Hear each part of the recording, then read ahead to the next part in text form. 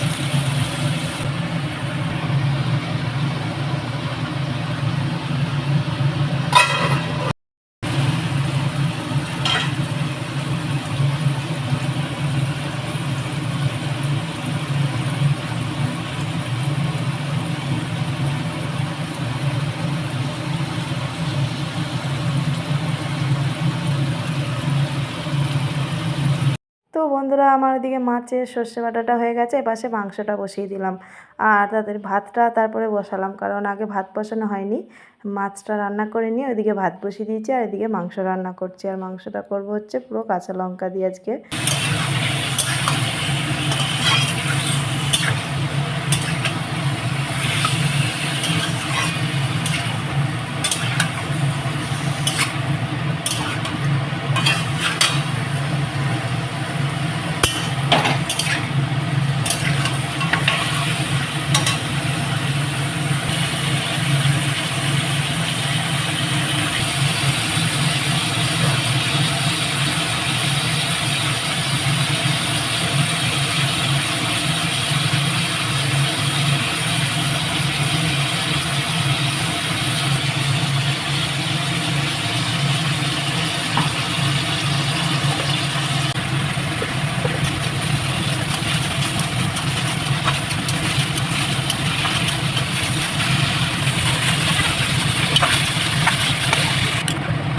তো বন্ধুরা, এই যে আমার রান্না কমপ্লিট হয়ে গেছে। আর দেখতে পাচ্ছ কাঁচা লঙ্কা দিয়ে তরকারি করেছি, কিন্তু সুন্দর কালার এসছে, একদম পুরো গুঁড়ো লঙ্কার মতন কালার, কাঁচা লঙ্কার তরকারি পুরো। হাই বন্ধুরা, চলে আসলাম। আর একদম এখন বিকালবেলা 4টে বাজে। তা চান খাওয়া হয়েছে, সকালে একবার স্নান করেছি, তা খাওয়া দাওয়া করে নিয়ে সমস্ত কাজকর্ম সেরে আবার একবার স্নান করে নিলাম। কি গরম লাগছিলো, তা একবার স্নান করে নিয়ে এখন এই যে ছাদে এসেছি। আর ছাদে এসেছি, দেখছি এই পাশটা কি সুন্দর পরিষ্কার, আর এই পাশটা দেখো কি মেঘ, একদম বিশাল মেঘ করেছে। আর এই পাশে পরিষ্কার। আর এই ছাদে এসছি এখন, তা কাঁচা এখন জামা কাপড় কটা গুছানোর আছে আপাতত। চলো। তো বন্ধুরা দেখতে পাচ্ছ এই যে এখন বাজে রাত্রির 11:30 বাজে। আর রাত বাজে 11:30 আর আমি এখন এগুলো গুছাবো, কারণ এগুলো কালকে রাত্রিরে নিয়ে আসা, গুছানোই হয়নি, সারাটা দিন সময় পাইনি। তাই এই যে এখন সব গুছিয়ে নেবো। আর ওদিকে তো দুনিয়ার বাসন রয়েছে, এগুলো মাজবো, তারপরে যে ঘুমানো, সে রান্নার পরিষ্কার করব, তারপরে গিয়ে ঘুমাবো। তা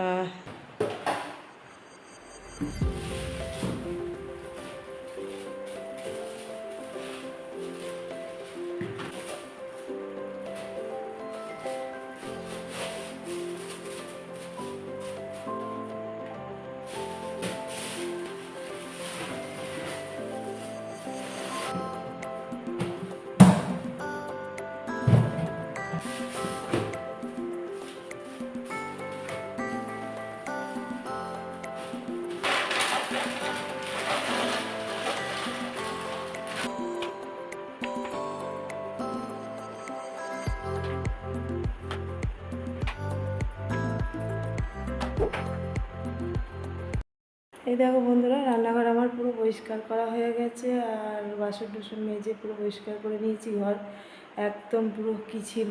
আর এখন দেখো এটা মুছে নিলাম।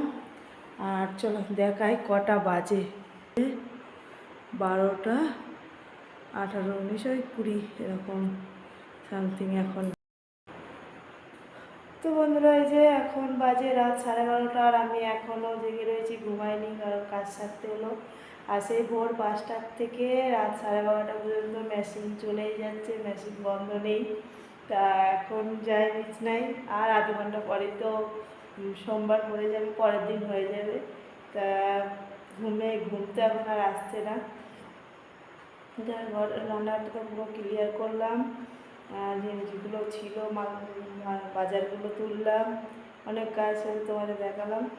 আর চলো টাটা, আবার দেখাবে নতুন একটা ভিডিও।